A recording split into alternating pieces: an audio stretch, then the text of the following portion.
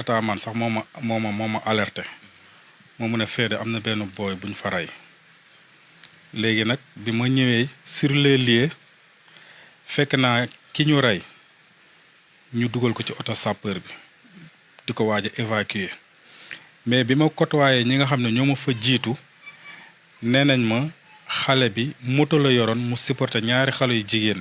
mooy ki ñu agressé daal. ki ñu rey. waaw mooy ki ñu agressé xam naa nag dañoo demoon baali daal.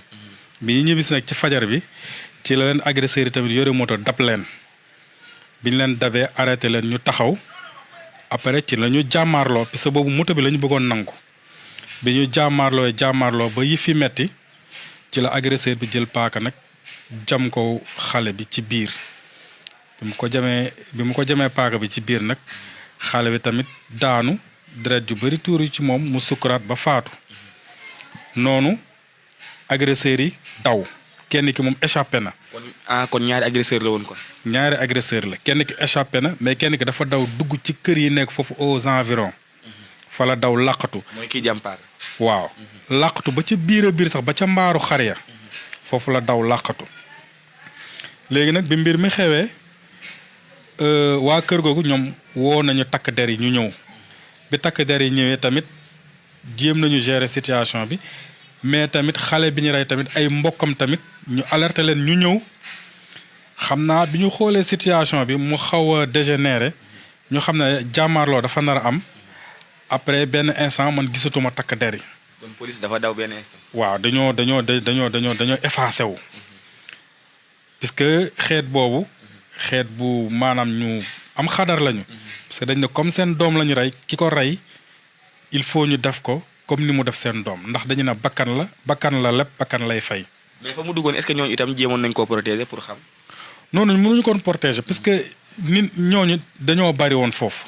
mbokk xale bi ñu rey dañoo bari woon foofu ñoom lu ñu def mooy alerter police tamit bu mu ñëwee ba gis situation bi xam na ne lii moom mënu koo gérer man am na benn policier bu ma doon waxatal ma ne ko chef te ngeen woo kii renfort mu ñëw parce que lii déjà nit ñi ñu ngi ñëw di gën a bari après daal ñoom benn instant gisutuma leen ñu mel ni ñu effacé wu moment boobu nag ci la xale yi dugg ci biir kër gi récupérer agresseur bi. mooy mbokk agresseur bi ñu rey.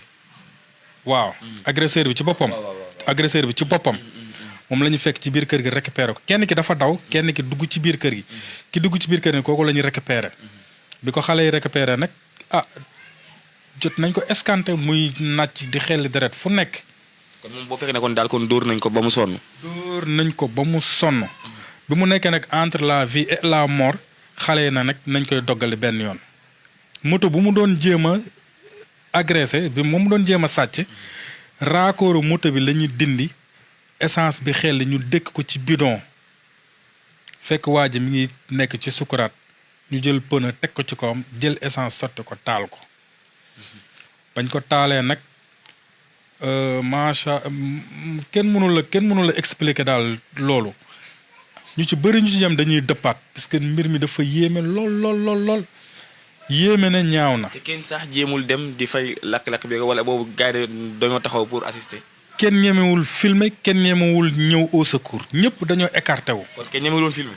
kenn ñemewul woon filmer am na taximan bu doon jéem a filmer mais gars yi dañ koo duma ba toj pare-brise am mu daw am na tamit ku doon jéem a filmer dañoo toj portable am waaw kenn ñemewul filmer kenn ñemewul ñëw au secours bi loolu amee nag bi waa ji bi ko safara si jàppee ba mu faatu foofu nag ci lañu gis policiers yi di daw di ñëw indi ñaari pick-up 4x4 waaw bi ñu ñëwee ne dóor lacrymogène nit ñi écarté wu daw ñoom ñu profité fay safara si